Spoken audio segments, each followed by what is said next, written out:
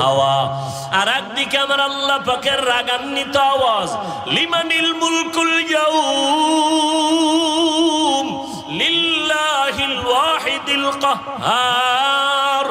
আমার আল্লাহ এত রাগান্বিত আওয়াজ দিয়ে কথা বলবেন, কুদরতি আওয়াজে হাসরের ময়দানটা থর থর করে কেঁপে উঠবে। নবীদের কোনো গুনাহ নাই ও আয়েশা, সেই নবীরা পর্যন্ত হঠাৎ তারা পাগলের মতো কান্না শুরু করবেন, উম্মতেরাও পাগলের মতো দৌড়াবে। কার কাছে গেলে একটু সুপারিশ পাওয়া যায়? আদম নবীর কাছে চলে যাবে। আদম নবী বলবেন, আমার চিন্তা আমি বিভোর, আমি কিছুই করতে পারবো না। ইব্রাহিম নবীর কাছে চলে যাবেন, তিনিও এক কথা বলে ফিরায় কান্না শুরু করবেন। মুসা নবীর কাছে গেল, এই কথা ফিরায় দিয়ে কান্না শুরু করবেন।